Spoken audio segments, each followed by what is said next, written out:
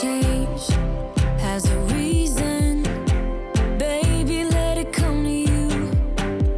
Every soul, every season lives outside of status quo. If we stop believing we're meant to be, expanding our ability. Have you ever had a project that you planned on getting done, but it just sat on your to-do list for months, and years? Well, then you will totally understand my dilemma here. I have been dreading tackling these front flower beds. I just never really knew where to start, and we're finally getting it tackled today. Along with giving the front of the house a little facelift, we're going to be freshening up the back porch using some chairs that are out there, up here. Lots packed into today's video. I hope you enjoy. And if you happen to be new here, hello, welcome. I'm Carrie Lynn. I share DIY home projects, turning our starter home into our forever home. I love homemaking, day in the life vlogs, cleaning, just a little bit of everything. If you enjoy any of that, don't forget to hit that red subscribe button, and let's go ahead and dive right into today's video. I am going to start off by restaining the front post here because they're just looking a little, they don't look horrible, they're just kind of fading a little bit, which does happen here in Florida. The sun, the weather, it's crazy. So I'm using the Valspar stain and sealer for the porch and deck, and I'm just going to touch these up. This is the color Cannon Brown.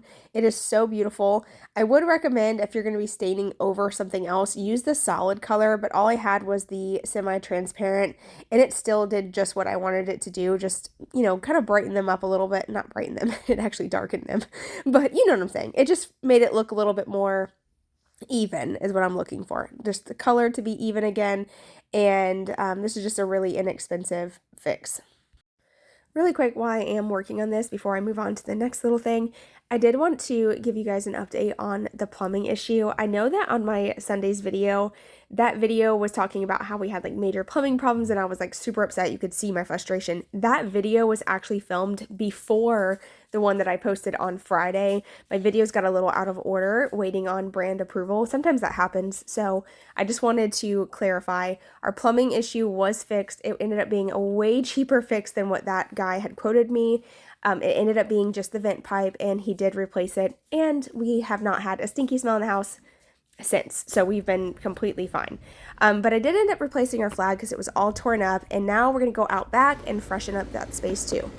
I have been on the hunt for a new patio set, specifically a conversation set like this one, so that way Dylan and I could replace our other set that does not match out here anymore. A huge thank you to Cheetah Living for partnering with me on today's video. This is the 3-piece acacia wood bistro set. It comes with 2 chairs that swivel 360 degrees and a really cute accent table as well. It has that boho vibe that I've been going for while still feeling very simple, clean, and modern at the same time. And in my opinion, this is the type of set that goes really well with any type of style. So if you're someone like myself who changes things up quite often, you know that this set is going to last a really long time.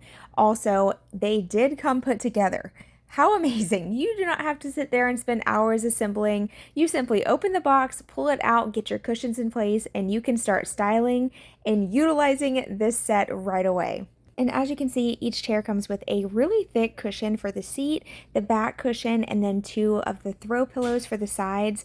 And I'm not exaggerating when I tell you this is hands down the best quality set I've ever owned in my life. As soon as I opened it, I was like, wow, like this is nice. It's heavy. It just feels like great quality wood. It feels like it's going to last forever. Y'all know how it is. It's hard to come across really great quality furniture these days. So when I tell you it's good quality, I'm telling you, I'm not just exaggerating.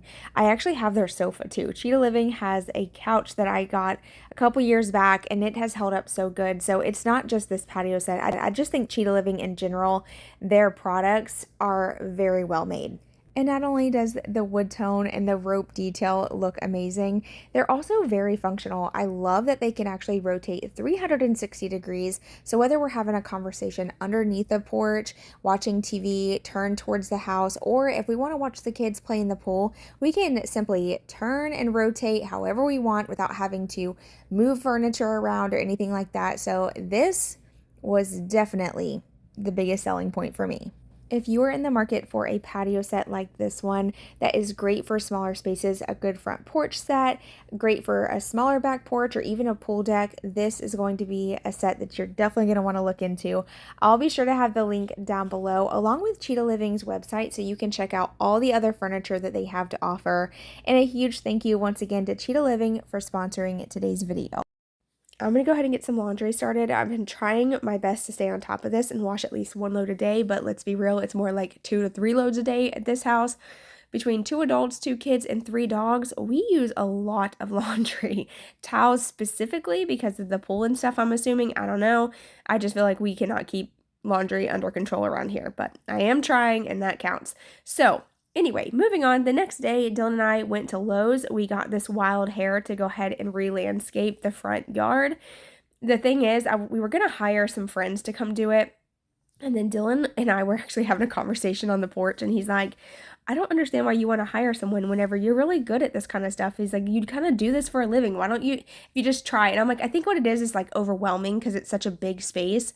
And if you have ever done any type of gardening or landscaping, then you know how incredibly difficult this can be. It's a lot of work and I needed help. And so I told him, I was like, I would love to do it. I just don't think I'm gonna be able to handle it by myself. And he was like, well, I will help you. And I was like, I know you would help me. I just don't like to ask for help. And I know he's my husband. And before anybody comes at me and is like, what do you mean you're scared to ask for help? I'm not scared to ask for help. I just don't want to ask for help. Unless it's like a physically demanding job that I physically cannot do on my own, I'm not asking anybody to help me with it. I'm going to figure it out on my own. But although this was physically demanding, it wasn't something I was incapable of doing. I just didn't want to do it by myself. So I was like, oh, I'll just hire it out. And then when we got to talking about it, he's like, that's so dumb. Like, you can do this. Like, we just got to figure out what plants will survive up here. We'll do some research and we'll do our absolute best to make it look good. And so that's what we ended up deciding to do.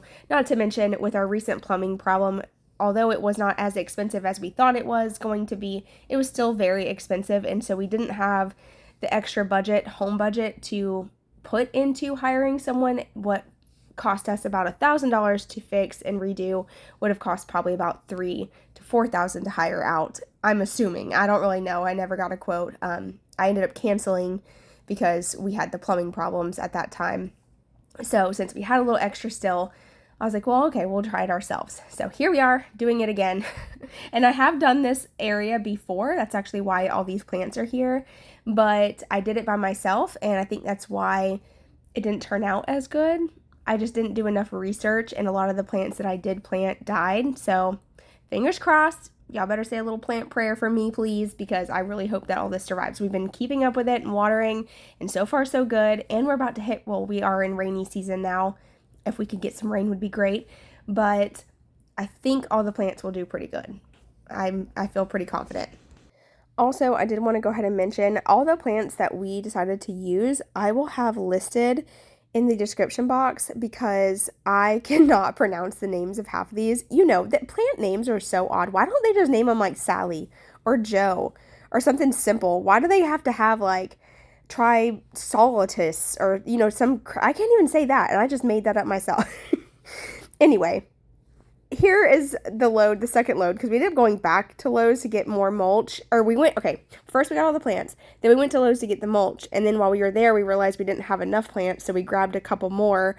We needed way more plants than what we thought. We were totally underestimated how big this space was. Okay, here's a little rough layout. Before and after mulch. It's gonna look so good once everything's planted. And the brown mulch is so pretty. It's gonna look amazing. This is one of those moments where you have to trust the process. I will tell you, I did cheat just a little because I'm not really like a landscaper. So I did take a photo of the front of the house and I did put it into ChatGPT and asked for some, I don't know, like landscaping ideas, plant layouts, and it did help me a lot because I'm not gonna lie, I was stumped on this area and what to do because these two spaces are totally different shapes. This one's very long and narrow. The other area is very wide and short. So I needed help as far as the placement went. And that helped a lot. So I used that as a guide and we went and picked out all of the plants ourselves. And Dylan helped me. He helped me pick out all the plants, which was really fun. I will tell you though, we did end up buying house plants without realizing that they were house plants. I Googled the plant name, and it was like, oh, these are great for shaded landscapes. So I was like, oh, perfect. Get home, I send my mom a picture, the ones that Dylan's putting in the ground right now. Those are the house plants. On Google, it did not say anything about a house plant, but my mom's like, oh, I have those in my house. Those are the ones that stand straight up at night. And I was like, what? She's like, yeah, those are house plants. I'm like, you got to be kidding me. I've planted a bunch of houseplants in my flower beds, but they're doing really well. It's been a little over, I think it's been 1 week since we planted everything, and it's all doing great. And honestly, I feel like these plants have already grown a lot. We do get full shade up here, except for like right here is the only time during the day where we get a little bit of sun, and that's it. But it's very short-lived because it's when the sun's going down. So this was actually in the evening when we were doing this. And so we probably get about 10 minutes of sun out here. That's about all. So just enough to kind of give the plants, what they need as far as sun goes. The rest is shaded all day. So that was something we had to keep in mind the whole time we were looking at plants was, do they grow well in the shade? Are they full sun plants? Because some of them, they wouldn't survive up here if they needed sun because there's not enough. Also, let me just say, I apologize in advance. My voice is kind of messed up. I do have a cough. I've been sick for the past couple days. I got that summer cold, y'all. It hit me like a ton of bricks. It's been awful.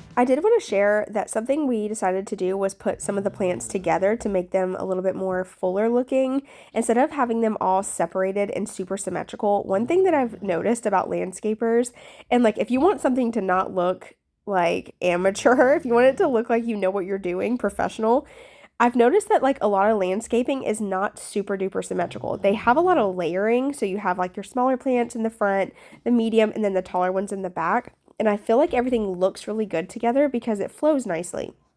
But if you try to put everything like spaced out evenly and just like in a straight line, and then you have, it kind of almost looks like it did before. If you remember, I had all the green plants lined up, like perfectly spaced out every foot.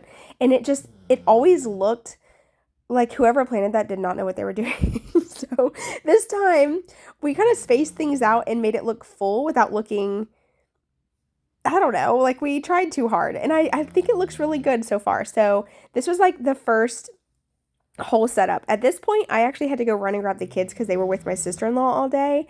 And while I was gone, Dylan cleaned this whole area out by himself. So I came back and this was like ready to be planted. This was a huge help because this was probably the worst area. It's very large, as you can see. But there's a lot of roots in here. So he worked super hard to get all that stuff out. And then when I got home, I went back through and just kind of laid everything out where I felt like it was going to look good together. This definitely took some time and new placement, but eventually we kind of figured out what looked the best and we kind of just went for it. I mean, worst case scenario, you have to like replant something, no big deal. You can see now the sun's starting to set. It's starting to get a little darker outside, but we were determined to at least get all the plants in the ground. That way, over the next couple days, I could work on getting the weed barrier, getting the mulch kind of laid out where it needed to go. But we did end up discovering that we were short on mulch, so I did end up having to go back, and I'll share that in a little bit. But there were some moments, like even though Dylan cleaned out a lot of this and got a lot of the roots out, as we were digging on this side, The roots were so bad. Whatever plants that they had here previous to us, oh my gosh, they were terrible. I mean, I know what happens, but they were like thick roots. They were dead because they broke pretty easily and they weren't like attached to anything, but they were just there were so many roots and rocks and just like debris. Whoever lived here before us would like bury their trash. I know it's absolutely terrifying and horrible, but we were finding all kinds of stuff. I found, you know how many cars I found? Little toy cars. They're not from us. Whoever, like I said, whoever lived here before, they would just bury stuff. It was kind of odd and very disturbing. Actually, as a matter of fact, anytime we dig in our yard, I freak out. I'm like watching carefully, making sure we don't run into anything that we don't want to see or run into. I'm like, oh my gosh, I'm so scared.